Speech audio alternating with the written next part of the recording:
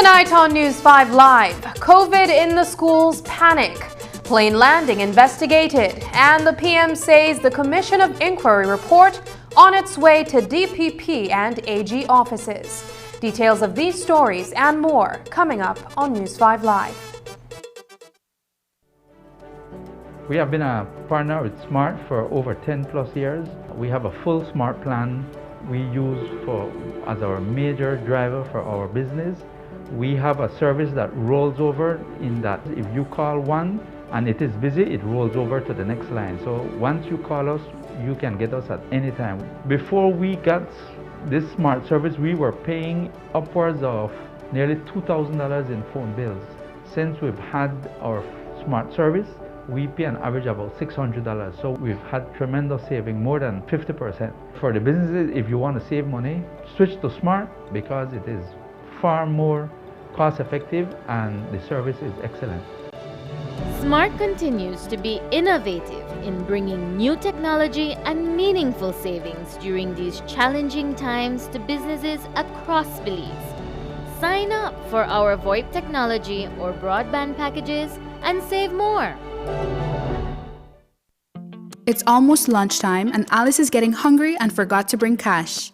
She remembers that eCash now has a geolocation feature in which she can easily view the eCash merchants near her, especially restaurants. Her co-workers also ask her to order food for them. Chicken chow mein, please, and a Coke. The merchant sends her the payment link. She taps confirm, and within a few minutes, her food is delivered. Alice then views her transaction history and taps on the transaction recently made. Then taps the split the bill button where she selects the unevenly option and moves the bar to the desired amount per person. The request is then sent to her friends. Her colleagues accept the request and are ready to enjoy their meals. Geolocation and splitting the bill via eCash make Alice's life a whole lot easier.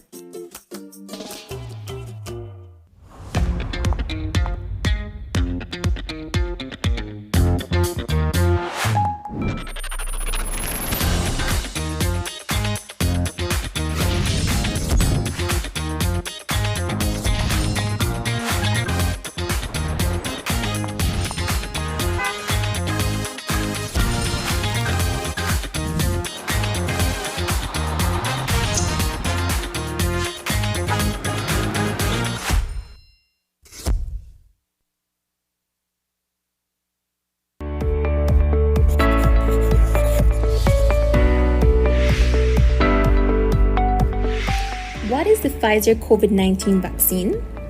The Pfizer COVID-19 vaccine is an RNA vaccine that triggers our immune system to develop antibodies against the SARS-CoV-2 virus that causes COVID-19. It helps to reduce hospitalization, severity of the disease, and death. What is the Pfizer vaccine made of, and is it safe?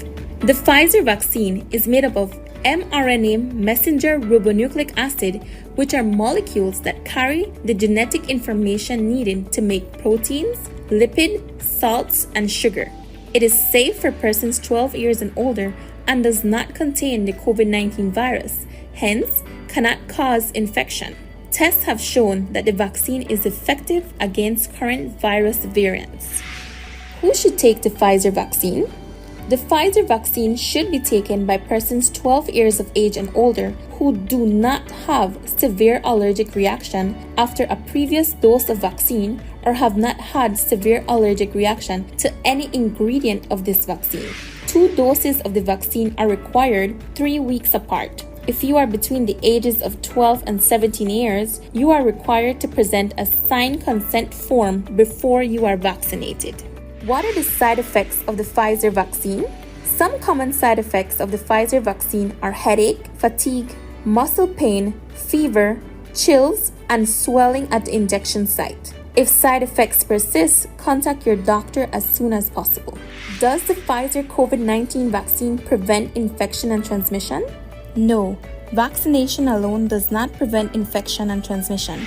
We are still required to continue to wear masks properly, physically distance, wash and sanitize hands often, practice proper coughing and sneezing hygiene, and avoid crowds.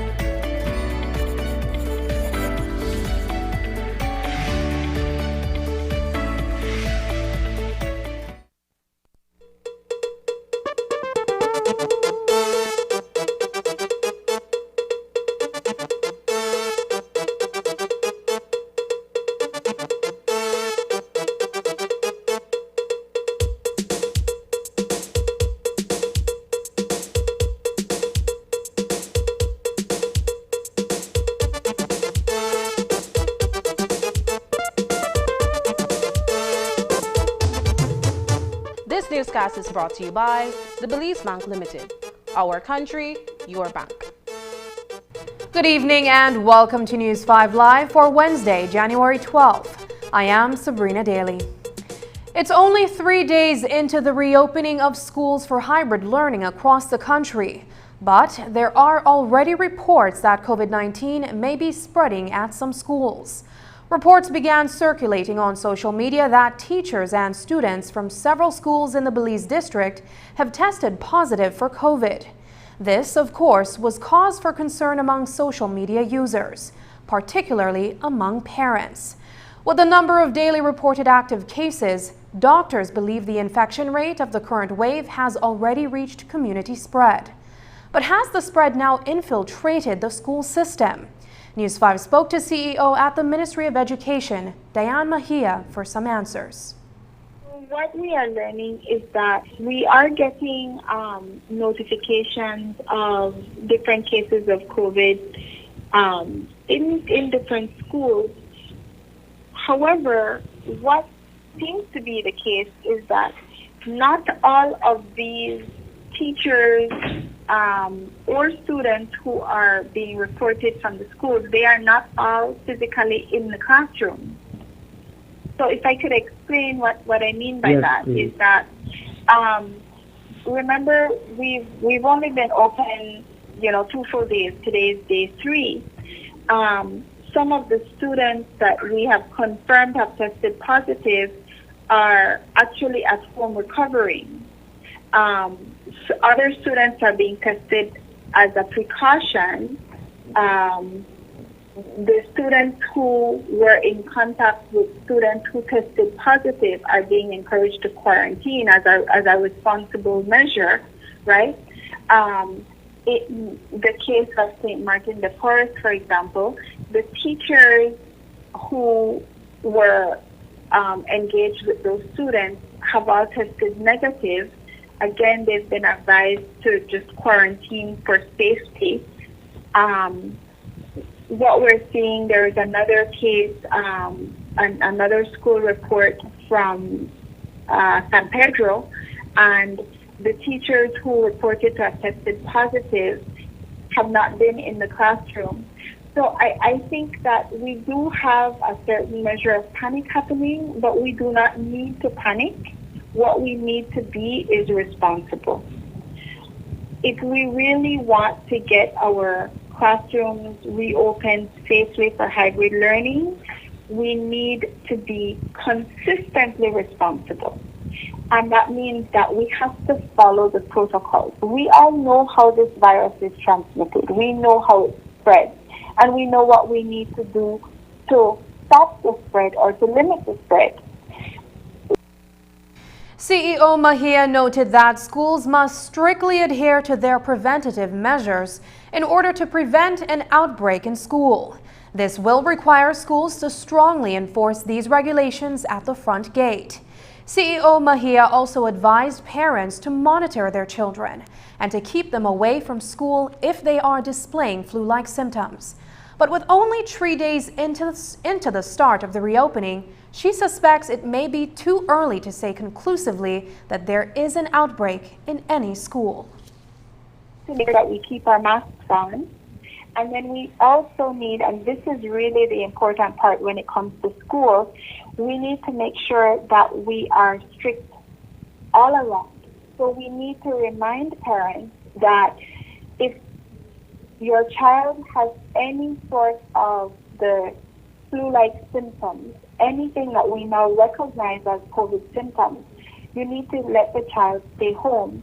If anyone in the home is sick or waiting for test results, the students also should stay at home.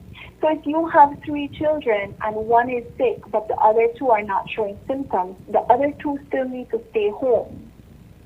If you are at home as the parent waiting for a test result because you are in contact with somebody at your work, you also need to keep your children home, because this is why we are seeing positive test results coming out of our schools. The incubation is actually happening at home. In just the 2 days that school has been open, that's not enough time for anyone to go to school, contract the virus, show symptoms, get tested. You know, that is the information that we are getting, right? So we have to be responsible. Now, if we had already been open for a week or for 2 weeks, the conversation would be a little different. But right now, we understand the nervousness, right? We understand the trepidation, the fear that everybody feels. But we need to remind everyone that we're just starting, that this first period of getting everyone back into the classroom for hybrid learning is going to be difficult. According to Total Business Solution Limited's website, Belize has now reached a record high of COVID-19 cases since the disease was first detected in the country in March of 2020. Data coming from TBSL's website shows that there are now 6,088 active recorded cases in the country. Up to last week Friday, the number of new cases was still in the three-figure range. But since this week began, all the reports from the Ministry of Health and Wellness show new infections of over 1,000 cases each day. The total number of COVID cases last Friday stood at just over 4,200 cases. And TBSL is reporting that Belize recorded the highest total on Tuesday, after our December 16th record of 4,832 cases. A quick check with Deputy Manager of the Ministry of Health's Central Region, Dr. Melissa Diaz-Musa, this evening indicated that Belize has entered one of the highest waves that we have seen.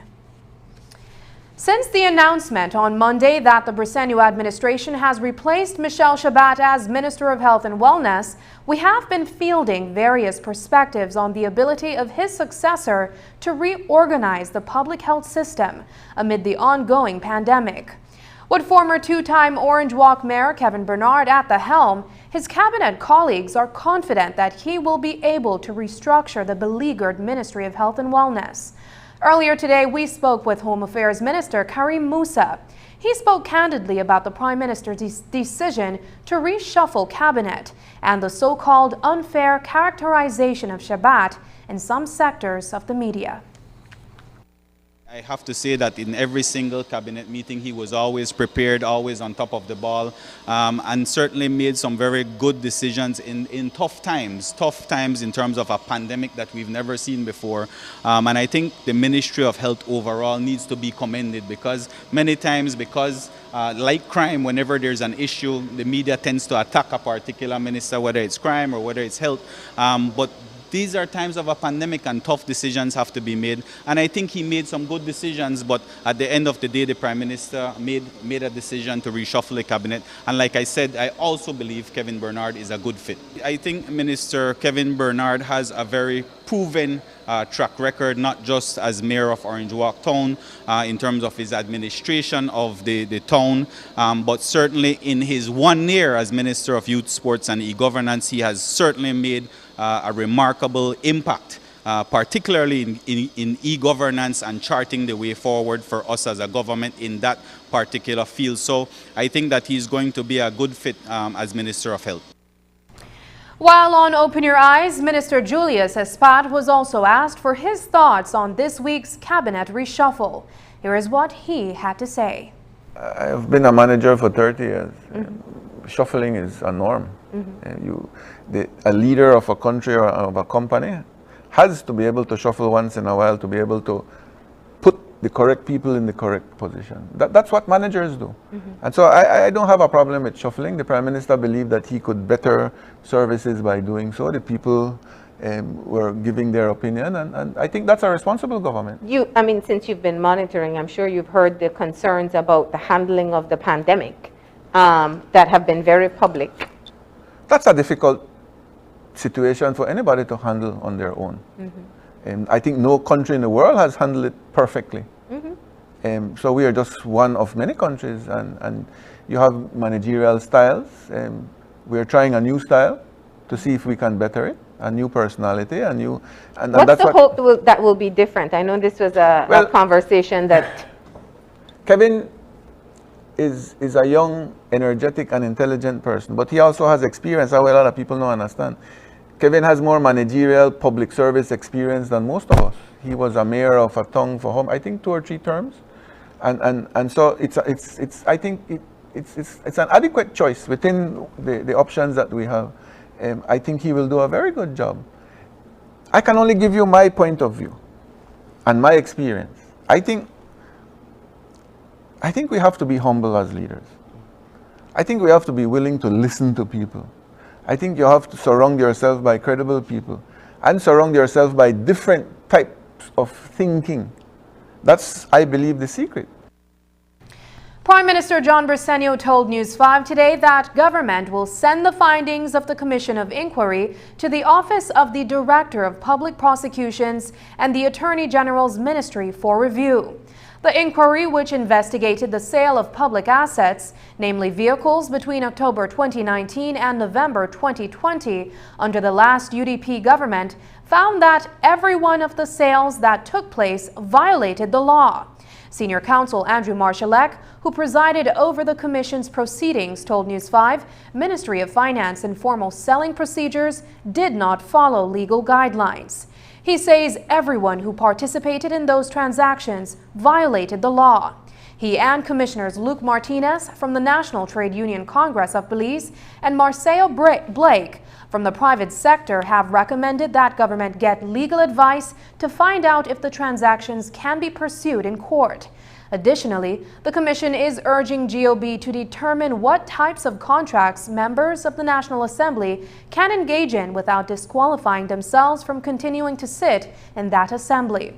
Marshallek criticized the former government because he said initial steps were taken from as far as back as 2013 to tighten up the loose ends within the system, but that the same practices were still being carried out in 2020. Coming up, crime spike in Dangriga leads to police summit. Details when we return. Digi, the premier name in voice and data, is also the country's leading provider of innovative services and solutions for small business and enterprise. At Digi Business, we offer solutions, tools, and applications to support your business needs. Reduce costs, improve efficiency, and excel in a changing world where no idea is too big and no task is too small. From technology advising to design implementation and management, our team of qualified solution sales and specialists can develop a reliable and robust infrastructure, allowing you to spend more time on what matters most, your business. Visit us online to explore how DigiBusiness innovative products and solutions can help your business reduce costs and improve efficiency.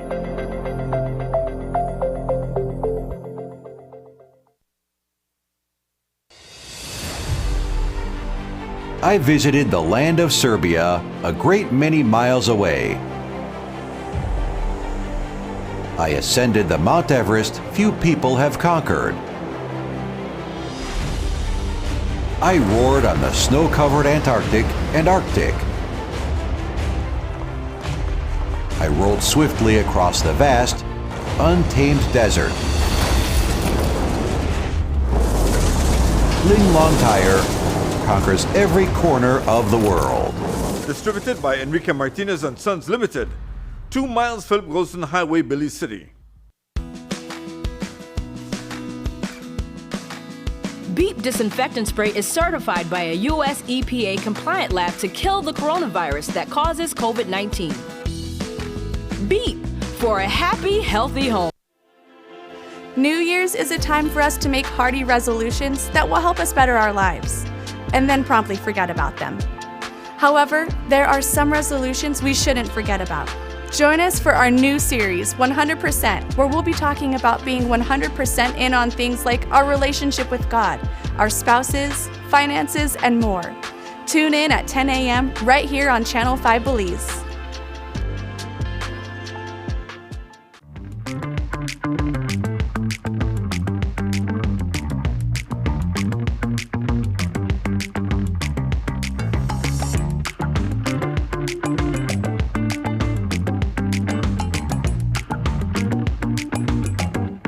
Welcome to Brody's Pharmacy, where our trained and licensed pharmacists have been serving the public for over 100 years.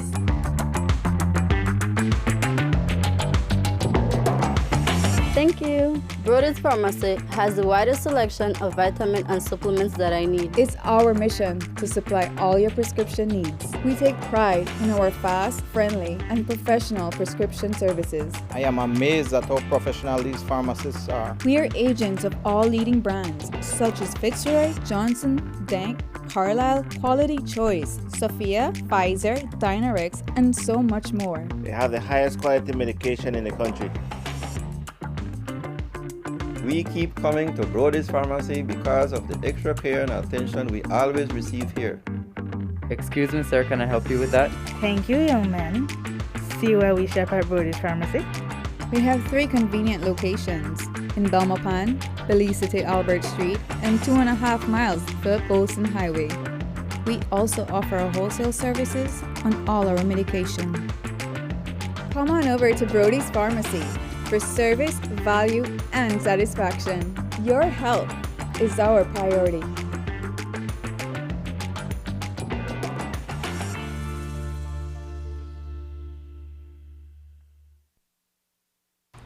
A public meeting led by the Minister of Home Affairs was held this morning at the Dangriga Town Hall.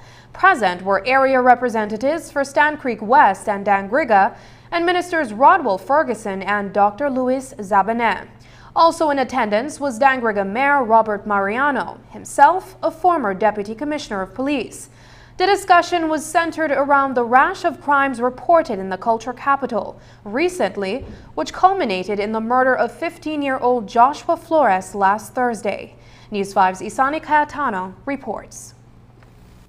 The recent spate of gun violence in Dangriga, a confluence of gang activity and coastal piracy, has prompted the Ministry of Home Affairs and its accompanying agencies to meet with residents to discuss the issue of citizen security. It comes on the heels of a murder last week, during which another male minor was shot and killed. This morning, a town meeting was held, and the concerns that were raised places the Belize Police Department at the heart of the conversation. One of the things we must accept is that the level of crime in Dangriga is unacceptable. And it cannot be that we must sit down and accept things for what they are. We owe it to the residents of Dangriga to do what we can to ensure their safety. And that means hearing firsthand what the challenges are that residents are faced with. Whenever you give information to the police, the same police that you give the information to will go and tell the criminal that you have given them information. And your life and your family life will be at stake. It is a situation that is most alarming, considering how small and close-knit the community is. The erosion of confidence in law enforcement in Dangriga has given rise to a new level of criminality that the town has never experienced. We have a major issue going on here, and a major issue out on the waters. We need to bring in the Coast Guard, we need to bring in the Fisheries Department, along with the Police Department, and work on these issues. These issues are even bigger than the issues that we have here in Dangriga. What Ishmael Usher is referring to is the prevalence of criminal activity offshore. The waters outside of Dangriga have become infested with pirates.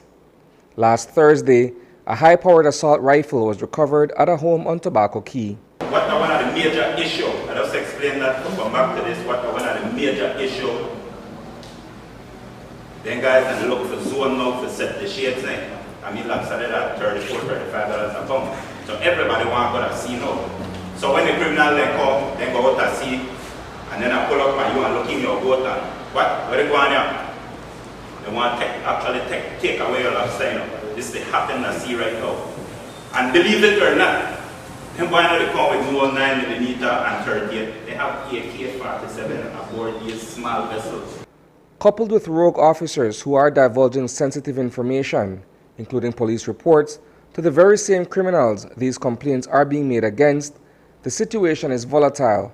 The Dangriga police station, for all intents and purposes, has been infiltrated by criminal elements. I turned to the commissioner almost immediately to say that something has to be done, because time and time again we've seen where individual police officers who hail from a particular community, that they are in some instances, not all, some instances they are either related to the criminal elements or they're friendly with the criminal elements, and so we have to remove that sort of close alliance that has been created, and that's why quite regularly throughout the year we have transfer of police officers. Whenever we hear of that happening, we have to make those transfers across the country.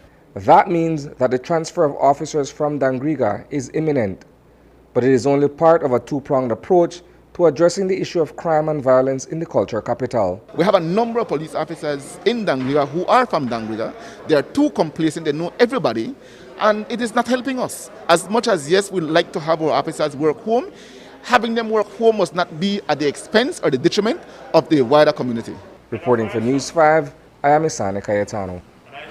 Also added its expertise to the discussion was the Leadership Intervention Unit. Similar to the work it has been doing in Belize City with at-risk youth, the LIU will be hosting a series of trainings as well as interventions in Dangriga in an attempt to curb the crime situation that has gripped that community. Coming this new fiscal year, we will increase the number of young persons in apprenticeship and on-the-job skills training in Dangriga town from about 40 to 100 young persons. So Mr. Dawson, get ready for work.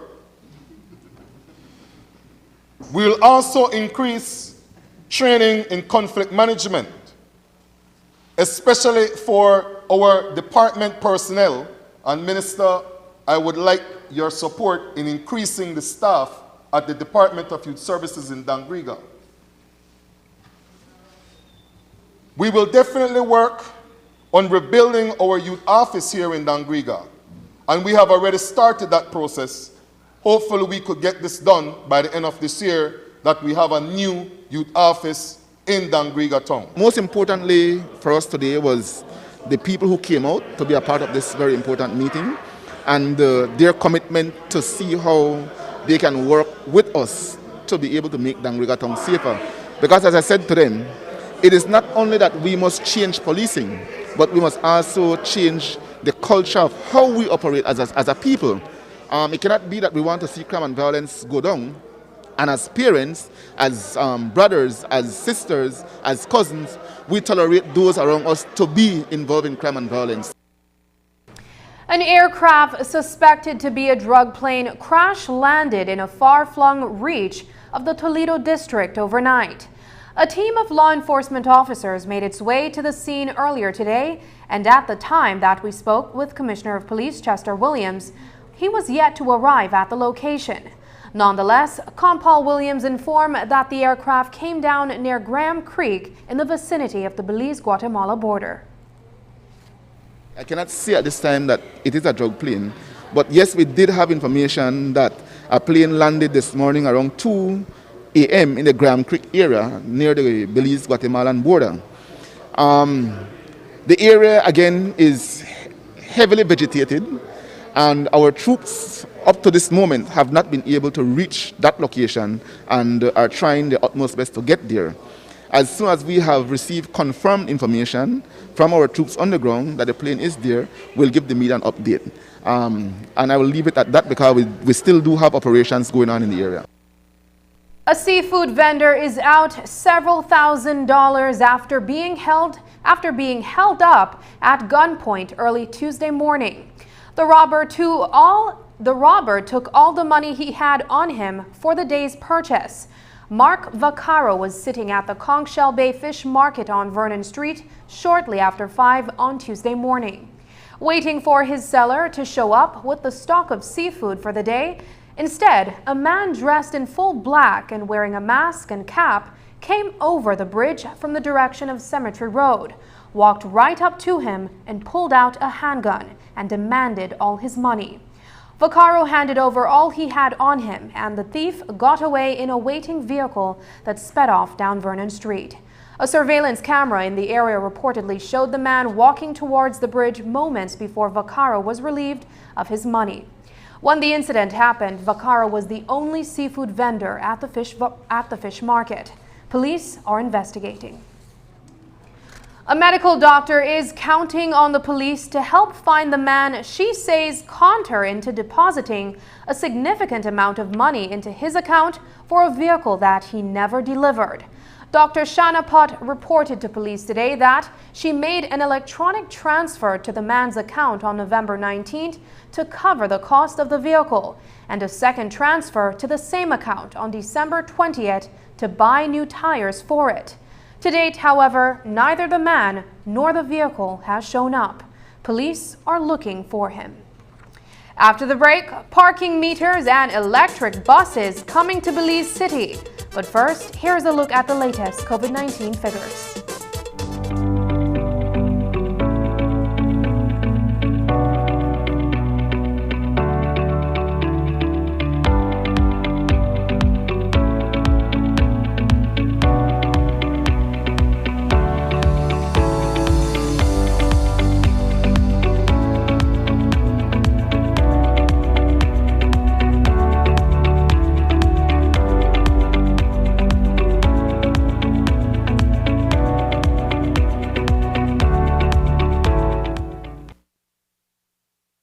offers the best mobile experience in Belize?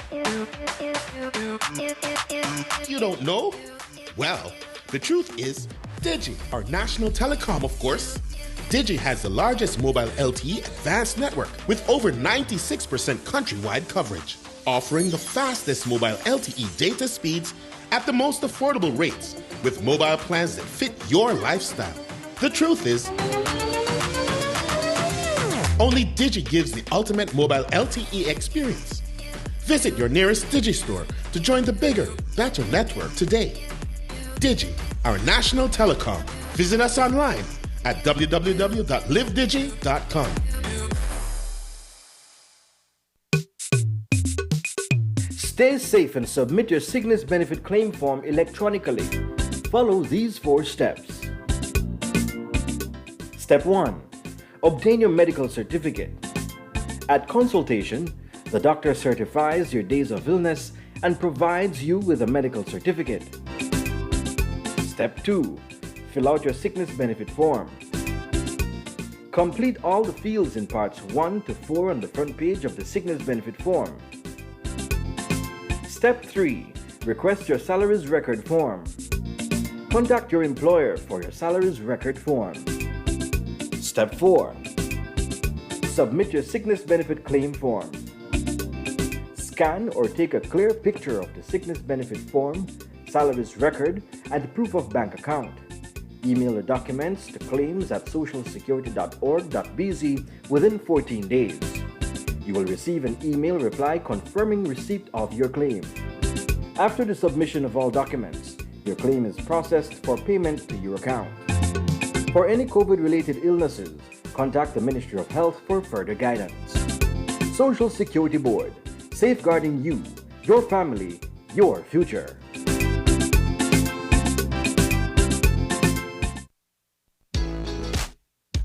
Electricity is an essential part of our daily lives. We use lights and household appliances every day. Therefore, we must ensure our homes are wired properly. At Benny's, we have certified wires with the right gauges and insulation. BEL certified meter sockets, authentic GE and square D panel boxes and breakers, which protect your electrical system from being overloaded. When wiring your home, avoid imitation brands which can be very dangerous.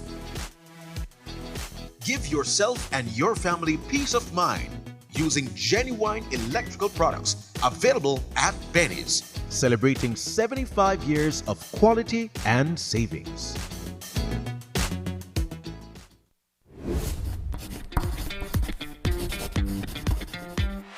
The ministry is collaborating with SpeedNet Communications to have a vaccination campaign for children ages 12 to 17 years. Children who get vaccinated will get a chance to win fabulous prizes, including backpacks with supplies, Nintendo Switch, tablets, book tuitions, and MiFi with 3 months data. Only children 12 to 17 years old can participate in this smart and Ministry of Health and Wellness raffle. At vaccination sites, each vaccinated child, upon being vaccinated, will receive a ticket to place their name, age, date of birth, BHIS number, and contact information on, which will be filled out by a parent or legal guardian. The sooner a person vaccinates, the more chances he or she will have to win. Get vaccinated, Belize! Vaccination saves lives.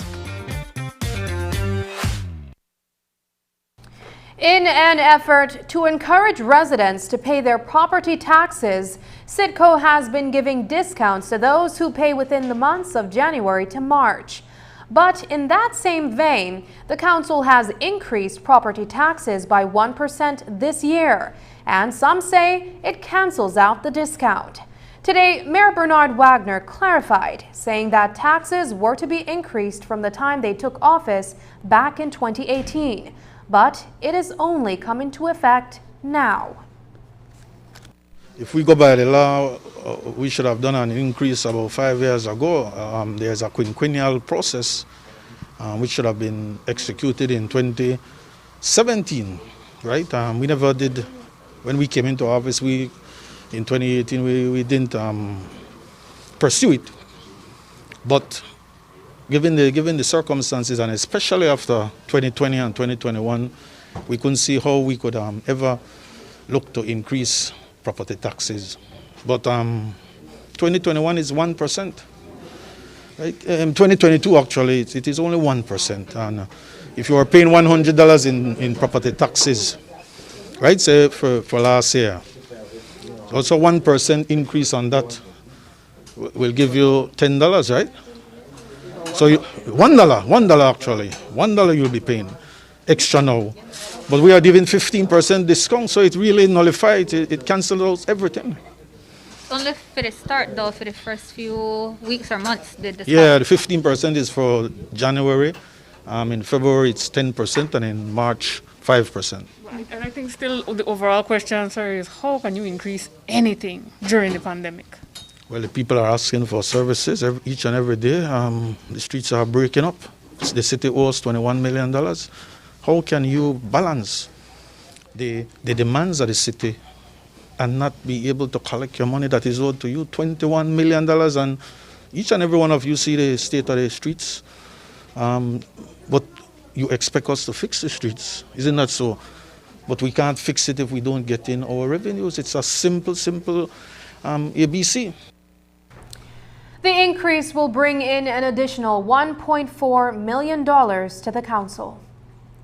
In 2021, garbage woes came to a head, with the City Hall owing Belize Waste Control millions of dollars for garbage collection services. It's a perennial issue that has been a thorn for consecutive administrations. During the last instance, there was intervention from central government, which managed to kick the can down the road. But Mayor Wagner says they need a permanent solution to the unsustainable garbage bill.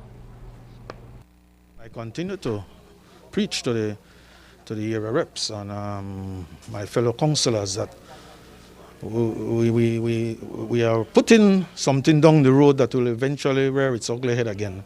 The garbage fee will not go away. The situation with the unsustainability of paying for garbage, 3.8 million annually, is unsustainable. Mayors before me have come and gone and have said the same thing. I am saying the same thing. We need to do a permanent fix for the garbage collection. It held us over coming into the high season, and so the high season cures that for the time being. But when you reach July, August, September again, it will be knocking on your door again, and so we have to become more innovative. I've spoken to several area reps, and they are saying, why not look at creating a fund, what you would call a green fund, to have businesses and entities and our diaspora brothers and sisters contribute to the fund to keep our city clean. That's a wonderful idea, but will it work? That's the reality we face. Annually, the City Council spends $3.8 million on garbage collection services. With taxpayers owing the council approximately $21 million, Mayor Bernard Wagner says that City Hall needs to collect those monies so that it can carry out its mandate of fixing streets. With an expected increase in revenue flows, Mayor Wagner says that for 2022, residents can expect more infrastructure works along with arteries. We have some plans, and it all depends on how we are able to work out some of the financial innovation that we do have with the Ministry of Finance. We are looking at that, at those receivables that are owed to us, those $21 million that are owed to us, and we are working along with the Ministry of Finance to see how we can jumpstart that in the collection of that. Even if we do some sort of what you would call selling off those receivables at a discounted prices and then retrieving those funds up front. That is an option we are looking at to really cure and bring down that $21 million receivables. So if that pans out, then you'll certainly be seeing some massive infrastructure works, not only on the front streets, but more in the back streets areas. So that's your plan in terms of streets? Infrastructure, that is the core. We want to do massive infrastructure work in the city. One of the projects coming on stream this summer is the arrival of 4 electric buses. The proposed plan is for them to park near Battlefield Park and programmed to give riders up-to-the-minute updates on arrival times at specific stops. But does this push out city shuttles, which have been operating for years? While it will generate revenue for the council, Mayor Wagner says it's just a greener option being added to the routes. We also are looking at our green city or green transit. Those buses are supposed to be here. It's a EU-funded project. It's a grant fund that will put some electric buses in the city as well as on the road. So we are looking in June. In June, I've been speaking with the UNDP. They are the project manager, and they have indicated to us that those buses will be in the country June, latest the third quarter. We will not chase them out of town. The people will have the option to choose which bus you want to ride, and if you provide a reliable and efficient and effective bus service, the people will have the right to choose which bus they want to ride. And our electric buses will be a modern bus. We are looking to establish the bus stop here in front of Battlefield Park. That will be one of the main hubs, but you have to understand that this is just a pilot project. The 4 buses is a pilot project funded by the EU. And what we'll do from that is gather the necessary data on how the buses run in this climate, how they run on these roads, and how the loop is working, what is the time factor in the loop. And from that, we'll be able to put that model in our Jane Usher model, in our Kings Park model. So we are looking at in the neighborhood of 16 buses eventually in the city. Back in early December, Belize City Council received its first set of parking meters as part of a pilot project. But there is a hiccup in its planned installation because it is not sitting well with some area reps since parking in Belize City is already hard to find. The delay, says Mayor Bernard Wagner, is in lobbying with Cabinet on the amendment of legislation to accommodate the new system since there is a fee associated with it. It requires bold leaders and bold vision, and whenever you are implementing any activity or initiative that involves a fee, you will have pushback. We face that currently. The parking meters are here. We require a provisionary authorization letter from the ministry because it involves a fee, putting a fee on those people that will be using the parking meters. So that has its own challenge. Whenever you are implementing fee, you will have some pushback from the area reps that we'll put our fee again plus people. So that is where we stand right now with the parking meters. They are ready to be installed. They are already been programmed, but we require by law that once it involves a fee, that it be passed through Cabinet and through the House. So there's pushback there. Will it happen? I am optimistic that it will happen. We'll have to consult, obviously, with the area reps to get buy-in. That's part of your job, to sell your project, to sell your initiative. I think it's a wonderful initiative. It will bring clarity. It will bring. We have many business houses that people park in front of them all day, and so people who want to access those businesses can't access those businesses. So we will require consultation with those area reps to see how we can get this off the ground. Earlier this month, we told you about a ticketing quota for traffic wardens disclosed in a memo sent to all senior transport officers attached to the Department of Transport. The circular said a minimum of 44 traffic violation tickets must be produced by each officer every month. Those who fail to comply would be sanctioned for insubordination. Today, while we were with Belize City Mayor Bernard Wagner, he was asked if there is a similar quota for traffic officers at City Hall. As it turns out, they do have one, and it's for 100 traffic violations per month. Here's how Mayor Wagner explains it. Quotas have been with us from way back. We didn't change any quotas when we came into office. We found a quota system that requires that traffic officers give 5 tickets per day. So if you work out for 20 days, it's 100 per month. That's the quota that we met. We have not changed it. We remain with it. To say that we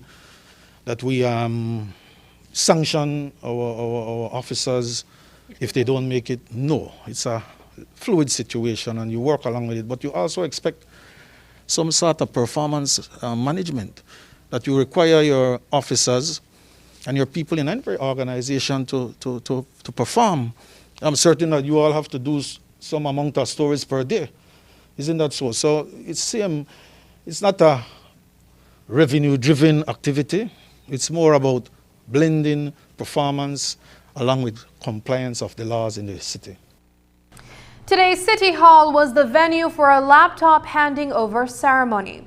Over $20,000 Belize dollars worth of Acer devices were handed over to deserving recipients. And it was an exciting moment as the donation was made possible through a sister city partnership established between Belize and Taiwan. News 5's Dwayne Moody reports. 12 students and 3 institutions were awarded laptops today to help with the transition as schools reopen to hybrid learning. The recipients are from both primary and secondary schools and are among those that were most deserving. Having access to technological devices in 2022 is as essential as having access to a phone booth a few decades ago. So, when we consider the digital divide, the unfortunate situations where some can have access to digital devices for learning and communicating, and others can't for financial reasons.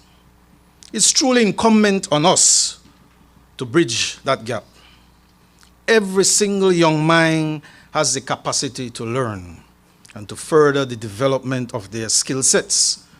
We try to be as proactive and resourceful as we can, and with the support of our team, central government, business persons, and philanthropists within our city, one by one, we have been chiseling away at the digital divide, which is a threat to the incredible potential of our city's students.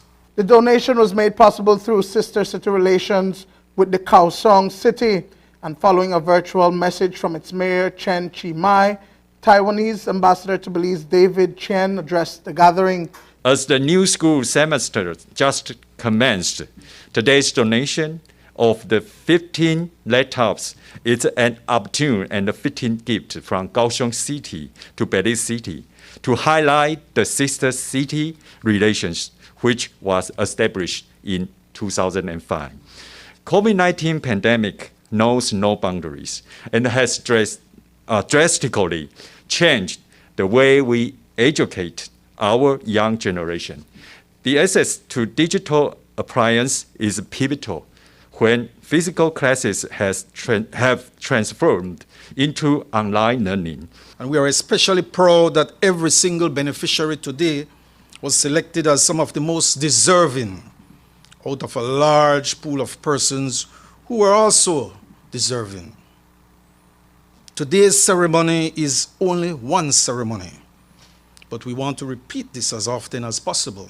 Let's continue to join forces to build a better world, not just one country or one city at a time, but home by home, youth by youth. For it is within them that our future lies, and it is through our support of their development that a brighter tomorrow will come to pass. Dwayne Moody for News 5. Just ahead, he just got the religious affairs portfolio, but one organization is already putting Minister Usher on notice. Find out what our circle is worried about when we return. But first, here's a weather update with data from the Belize Met Service.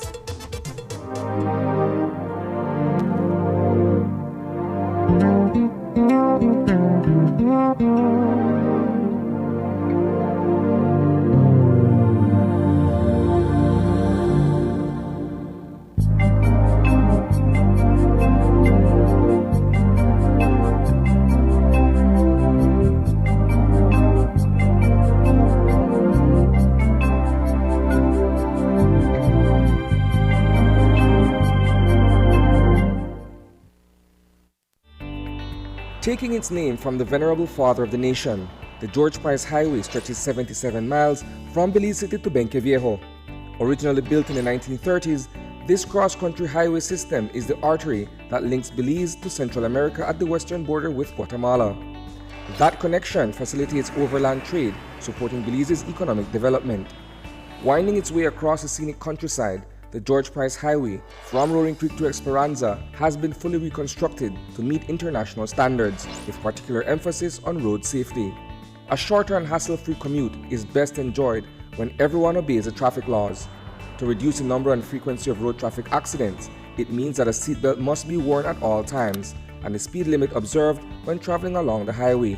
It also means that pedestrians must use sidewalks and crosswalks where available.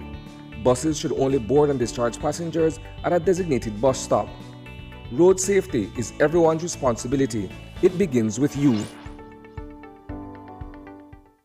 End of March 2020. I was feeling really sick, so I'd been to visit my doctors. What they found is they found a tumour where I work, and my husband also had visited Galania before, so for me it was an obvious choice. I've met with Olivia and her team. They all speak great English, and they took me for the appointment with the specialist. The doctor there also spoke great English, and then they booked me in for the operation that afternoon. They had the pathologist come into the operating theatre, and then of course they took it away and they did the pathology as well, and it was actually a benign tumour, which I was very grateful to hear. You know, they did take really good care of me during that time. I mean, we think about doctors and nurses. You know, they speak great English, they're kind to you, you know, they're attentive, they try and solve problems for you, help you out with the medications. It's also closer to us, it's less hassle to get to Cancun, and of course, you know, the people coming with you, they can have a little bit of a break while you get better.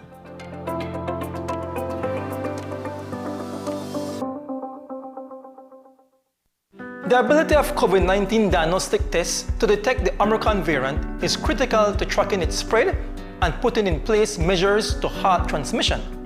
The SD biosensor rapid antigen test authorized for use in Belize is able to detect COVID-19 variants, including the latest Omicron variant. To ensure that only genuine SD biosensor products are used at the point of contact, strict supply chain protocols such as express air delivery from the manufacturer and proper storage by authorized dealers are monitored and maintained. In Belize, SD biosensor rapid tests are administered by trained professionals and offered by established healthcare providers that abide by strict international standards and ensure that the customers are getting the latest top quality product. With all of us doing our part and using quality, reliable tools like the SD biosensor rapid antigen test, we will beat COVID-19.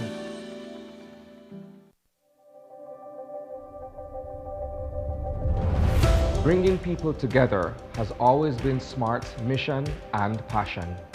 That is why we are proud to have built a locally independent quality network from the ground up that spans the country with over 100 sites.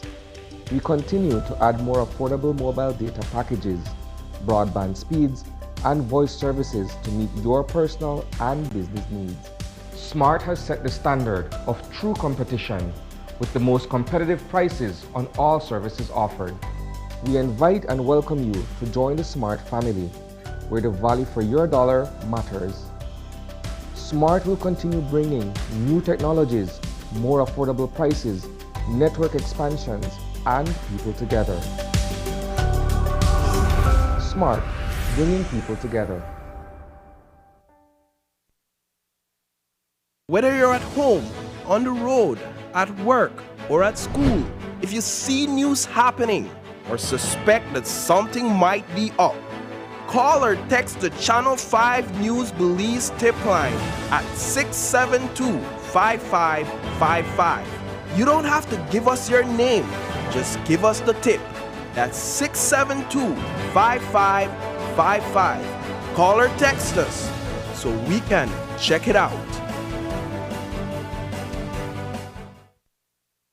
Today, an open letter was sent to the new Minister of Religious Affairs, Henry Charles Usher, on comments he made earlier this week. In an interview to the media about his new portfolio, the Minister Usher spoke of, quote, merging the public service with Christian fundamental principles, unquote. The statement is not sitting well with the LGBTQ human rights organization, Our Circle. They say 2022 is the year to advance decisions around the proposed Equal Opportunity Bill. News 5 spoke today with Our Circle Managing Director, Dangriga Castillo Salazar, about their concerns. For us, we believe that sets back our human rights or activism that we've been doing and the advancements that we've been making in human rights, that sets us back decades. Because to be fair, we do have persons within our clientele who are very religious and subscribe to the Christian faith. We have those who do not subscribe to the Christian faith. We have those who may be even identify as atheists.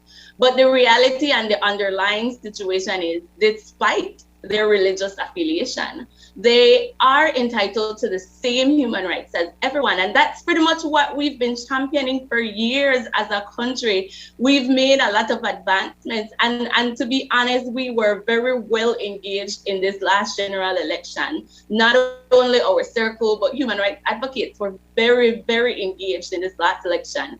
And it was Honorable Henry Usher's party that promised us a move forward to equality. And we were guaranteed that discrimination was not the founding principle of the government at this moment. We do hope that it was a matter of misspeaking, and hence the reason we're asking Honorable the Honorable Henry, please make a statement, give us hope as human rights defenders, give us hope as Belizeans that our human rights will not be trampled by religious persecution because we don't subscribe to what is considered principles.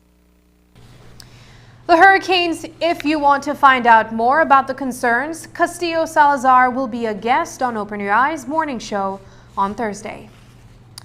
The hurricane season just ended, but the National Emergency Management Organization is using this time to begin its annual shelter inspections in the Orange Walk district and around Belize City. According to NEMO, the inspection team is headed by an engineer from the Municipal Council or the Ministry of Infrastructure Development and Housing, representatives from NEMO field offices, the Ministry of Health and Wellness, the Fire Department, the Police Department, and the staff from various schools. Inspectors are considering a range of requirements, including the structural integrity of the buildings, safety functionality, toilets, water availability, and so on. Once the inspections are complete, the national shelter list will be vetted by all coordinators and submitted to NEMO headquarters and the Minister and CEO in the Ministry of Disaster Risk Management.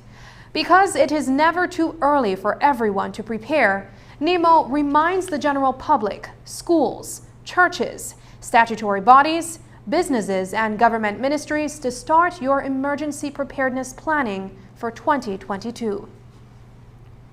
UDP Chairman Michael Parafit says he is not satisfied with the response given to him by the Prime Minister on the question of the $15 million approved by Parliament for legal and advisory fees attached to the Blue Bond.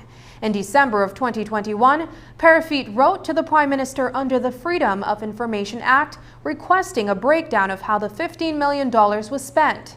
At Tuesday's UDP press conference, Parafit said in his experience, these fees are tied into the negotiations and should have been settled when the deal was cut. With this letter, he has put himself in even more trouble. Sometimes it's best to just don't say anything or just answer the question. Super bond negotiations. When this government first came to power, for the March 2021-2022 budget, they allocated $12 million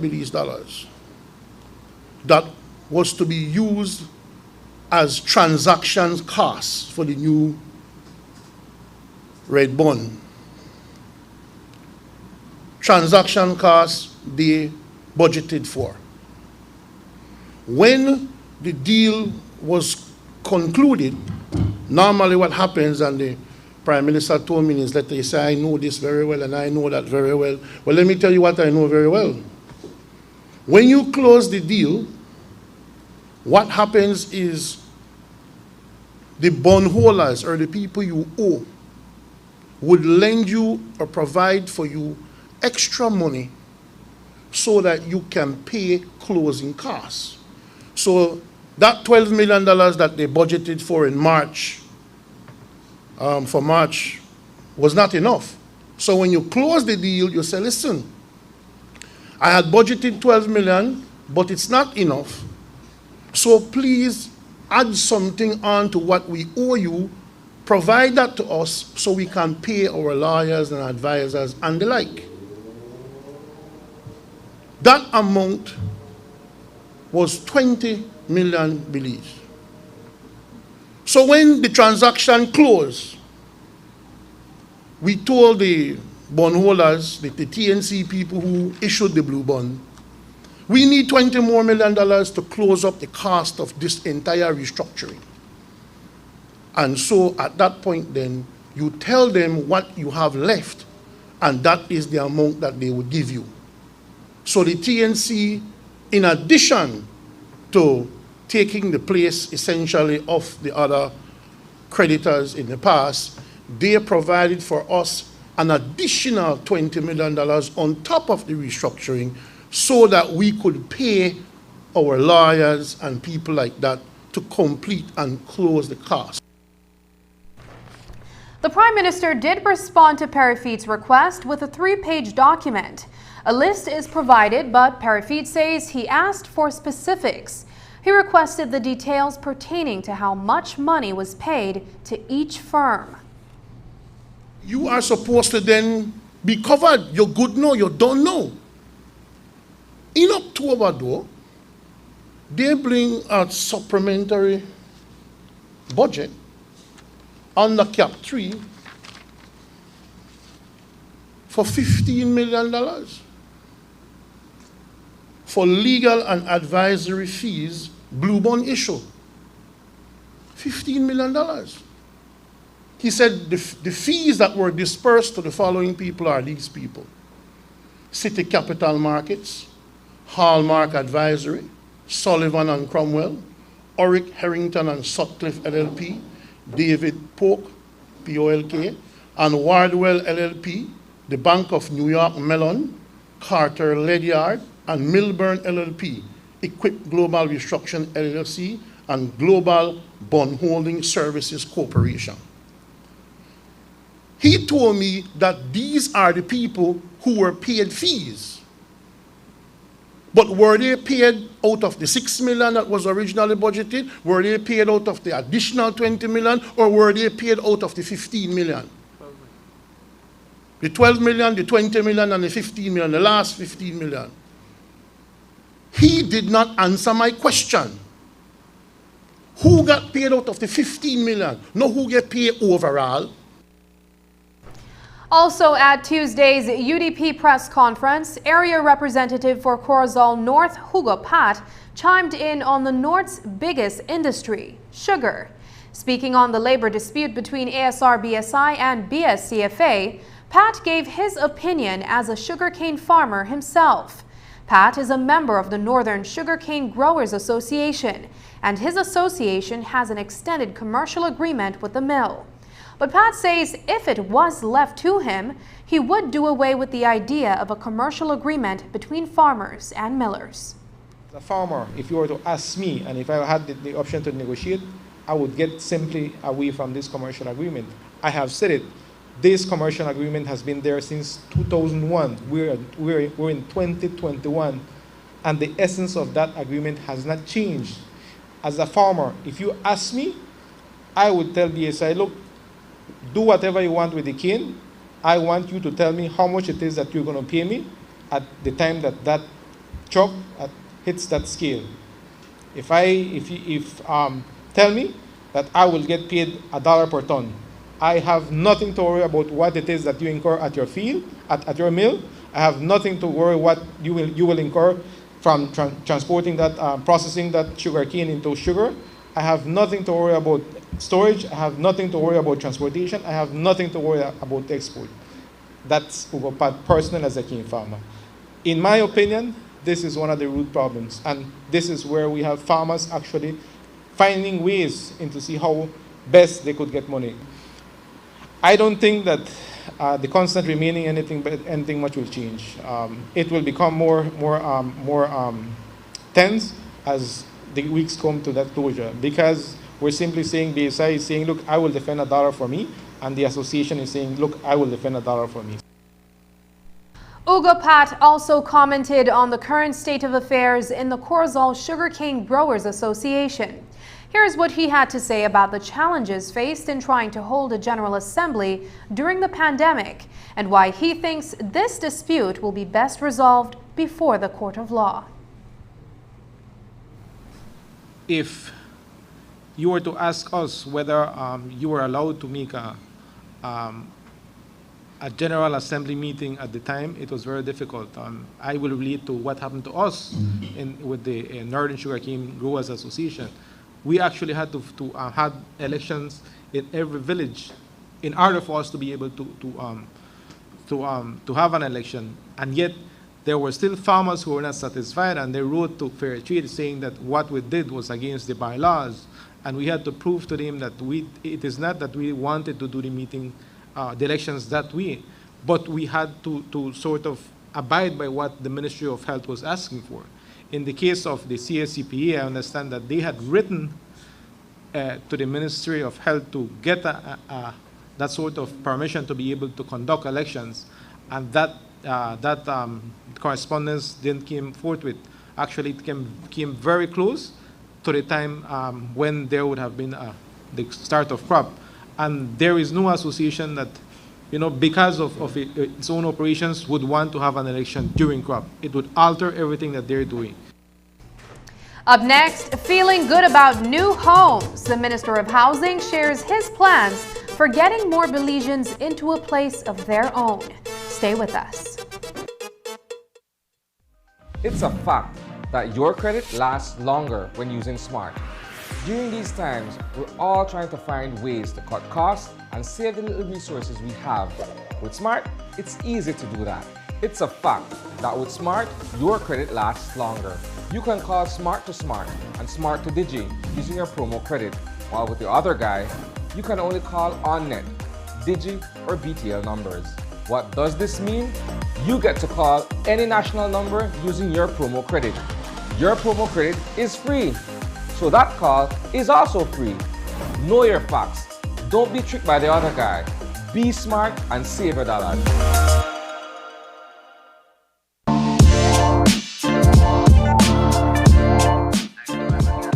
Connecting people.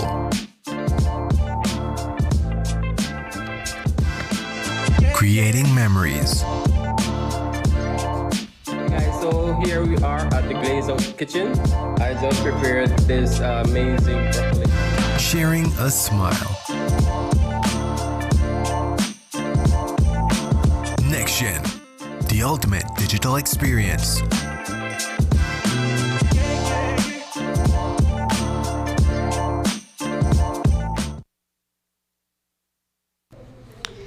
Today, just before Christmas, the Ministry of Infrastructure Development and Housing delivered 20 homes to single mothers.